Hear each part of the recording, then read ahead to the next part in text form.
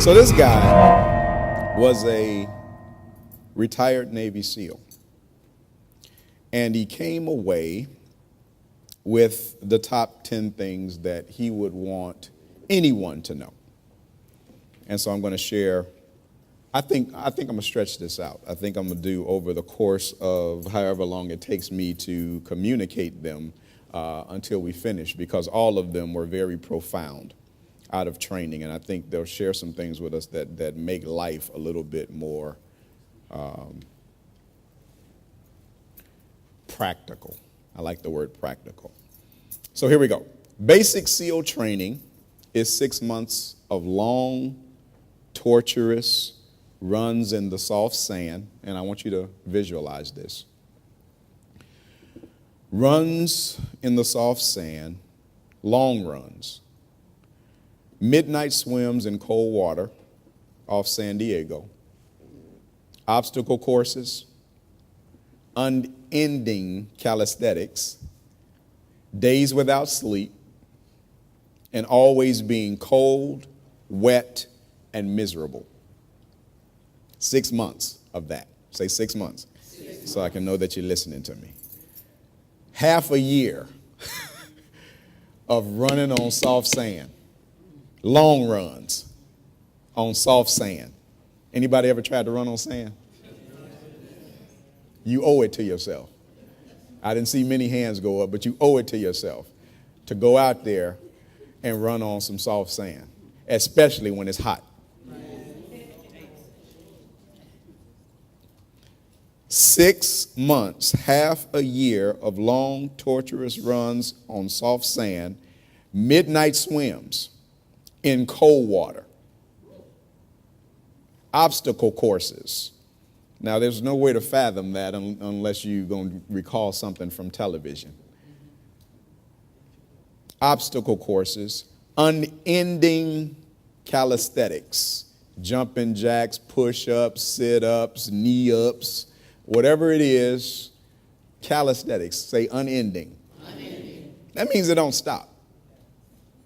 For 6 months. Days without sleep. Always being cold. I don't like being cold or wet. And if you combine them, I don't like you.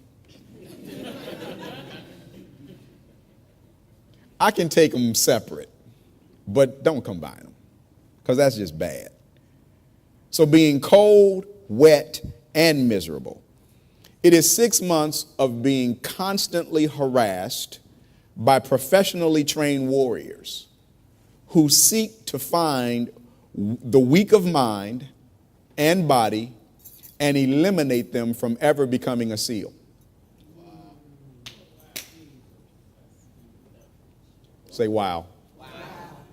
6 months where somebody is specifically trying to eliminate you. Through these things that I mentioned: running on sand, swimming at night, being cold, being wet, and being miserable. Let's just put an umbrella over it and call it just being uncomfortable. To find the weak of mind. To find those who have a weak mind and a weak body. To eliminate them for the express purpose of disqualifying them from walking in this army. But the training also seeks to find those students who can, in an environment of constant stress, chaos, failure, and hardships, who can lead in those environments. So the same process is designed to eliminate and to recruit. The same process, the same 6 months, within that same period of people going through the exact same thing. One group will be eliminated, the other group will move forward. And the process is designed to do both, to eliminate and to bring forth. Same training. Everybody's doing the same push-ups. Everybody's doing the same number of push-ups. Everybody's swimming for the same 1, 2, or 3 miles.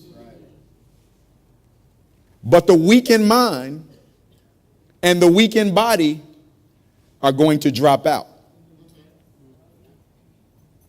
And those who have the will to become a SEAL, and that's not a Jesse Jackson moment.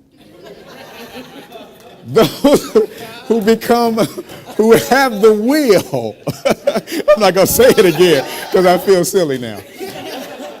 Those who have the will to make it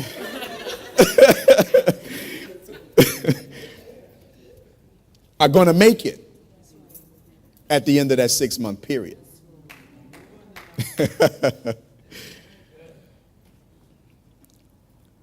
He said, to me, Basic SEAL training was a lifetime of challenges crammed into 6 months. Wow. A lifetime of challenges crammed into a half a year.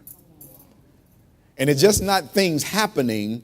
These are things that are intentionally designed to afflict pain for the purpose of eliminating the weak and pulling forth the leaders.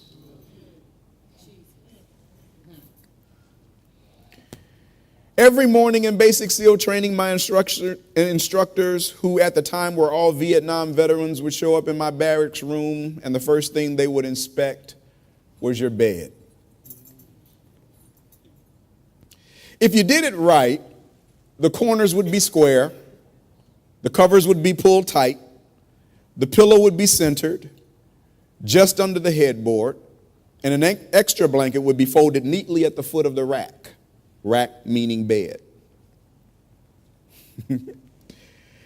It was a simple task, mundane at best. But every morning we were required to make our bed to perfection. Now, it seemed a little ridiculous at the time, particularly in light of the fact that we were aspiring to be real warriors, tough, battle-hardened SEALs. But the wisdom of this simple act has been proven to me many times over. If you make your bed every morning, you will have accomplished the first task of the day.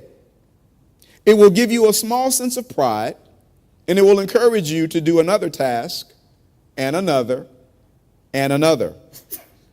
By the end of the day, the one task completed will have turned into many tasks completed. Making your bed will also reinforce the fact that the little things in life matter. Say the little things in life matter. And here's the lesson. If you can't do the little things right, you will never do the big things right.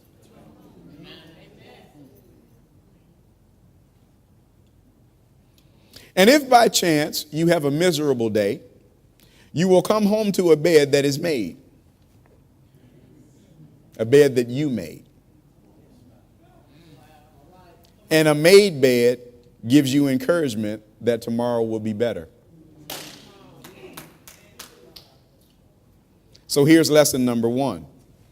If you want to change the world, start off by making your bed.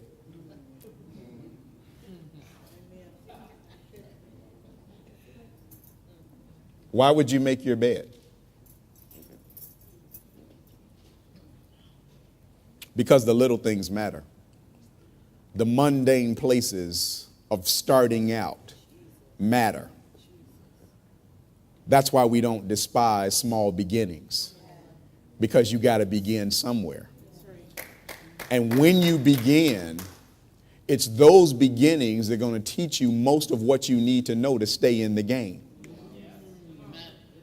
Because when nobody's patting you on the back, because there's no reason to, you still got to stay in the game.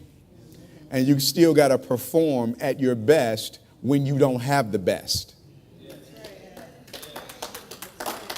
Are you with me? Because in that place, it reveals your heart. It reveals the heart that you have to whether you have a little or a lot. Your little deserves the best attention. That speaks to who you are. And if you dress up a small apartment, you will dress up a house. The problem with us is we think backwards.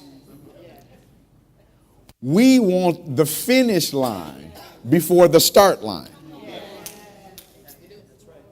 We always look at the highlights and miss the game.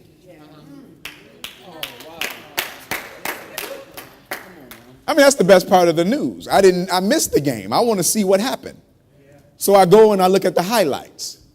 I know you won, but I want to see the great plays. I don't want to see that you were down for 3 quarters. That's the story right there. The story is we were behind for the entire game and then we came back and won. I want to see that because in there something spectacular happened. Somebody shifted their mind because we were losing. We were losing, and it's only 4 quarters in the game, and we lost 3 of them. Something had to happen in me between that 3rd quarter and that 4th quarter that brought me back to myself, my winning self. I figured some things out about me. I figured some things out about my opponent. I adjusted my game, and now all of a sudden I'm winning. But I was losing for 3 quarters. What had to shift? Something. I think that's why they have halftime. So you can go and sit down with your team and reassess your strategy, especially if you're losing. Go sit down and ask yourself, why? What are we doing wrong? And usually you have underestimated yourself and you have underestimated your opponent. Say, life has opponents. That's one of the one things in this life that we fail to think about, is that there are Vietnam vets that are intentionally sent to harass me. They got quiet. It's Vietnam vets called devils that are intentionally sent to harass me, intentionally sent to look for the weakness in my mind and in my flesh that's going to cause me to be disqualified from becoming a SEAL. That's the game of life. And if you're playing in this game ain't between you and God, which is what a whole lot of believers want to think. Oh, it's just me and Jesus. It's just me and Jesus. No, it's you, Jesus, and the devil. And all of his henchmen, 2/3 of them. It's all of them. And they have an assignment. And their assignment is to stop you. And do you think maybe that's why my days are full of harassment and stress and things not working out? Could be. So I can see who has a weak mind. I don't know about you, but I've been through some things. I've been through some places. We were talking about it yesterday in the park.